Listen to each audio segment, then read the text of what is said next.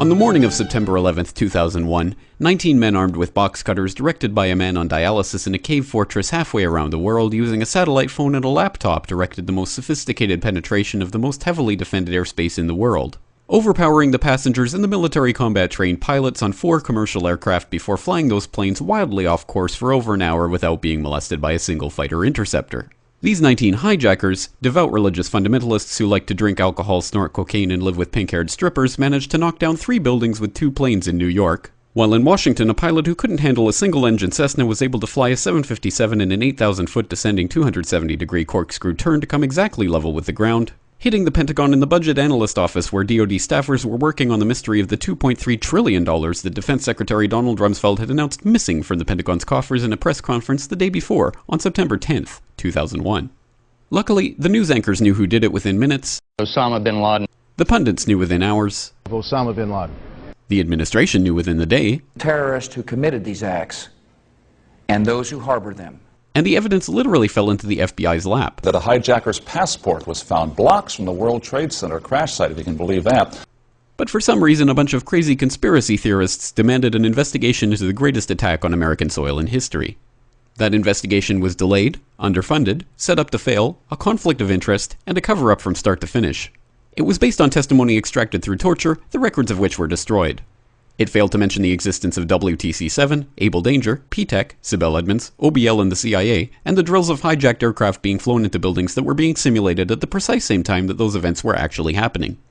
It was lied to by the Pentagon, the CIA, the Bush administration, and as for Bush and Cheney, well, no one knows what they told it because they testified in secret, off the record, not under oath, and behind closed doors. It didn't bother to look at who funded the attacks because that question is ultimately of little practical significance.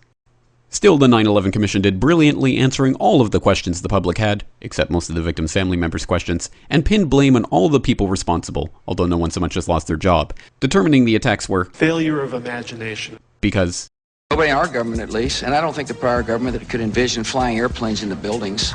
Except the Pentagon, FEMA, NORAD, and the NRO.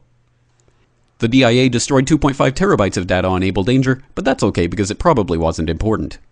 The SEC destroyed their records on the investigation into the insider trading before the attacks, but that's okay because destroying the records of the largest investigation in SEC history is just part of routine record keeping.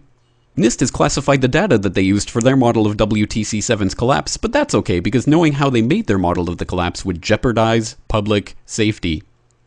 The FBI has argued that all material related to their investigation of 9/11 should be kept secret from the public, but that's okay because the FBI probably has nothing to hide. This man never existed, nor is anything he had to say worthy of your attention, and if you say otherwise, you are a paranoid conspiracy theorist and deserve to be shunned by all of humanity. Likewise him, and her. And her, and her, and him. Osama bin Laden lived in a cave fortress in the hills of Afghanistan, but somehow got away. Then he was hiding out in Tora Bora, but somehow got away. Then he lived in Abbottabad for years, taunting the most comprehensive intelligence dragnet employing the most sophisticated technology in the history of the world for a decade, releasing video after video with complete impunity and getting younger and younger as he did so, before finally being found in a daring SEAL team raid which wasn't recorded on video, in which he didn't resist or use his wife as a human shield, and in which these crack special forces operatives panicked and killed this unarmed man, supposedly the best source of intelligence about those dastardly terrorists on the entire planet. Then they dumped his body in the ocean before telling anyone about it. Then a couple dozen of that team's members died in a helicopter crash in Afghanistan. This is the story of 9/11, brought to you by the media which told you the hard truths about his head could be seen to move violently forward. And they took the babies out of the incubators. And mobile production facilities. And the rescue of Jessica Lynch. If you have any questions about this story, you are a batshit paranoid tinfoil dog-abusing baby hater and will be reviled by everyone. If you love your country and or freedom, happiness, rainbows, rock and roll, puppy dogs, apple pie, and your grandma, you will never ever express doubts about any part of this story to anyone. Ever. This has been a public service announcement by the Friends of the FBI, CIA, NSA, DIA, SEC, MSM, White House, NIST, and the 9/11 Commission. Because ignorance is strength.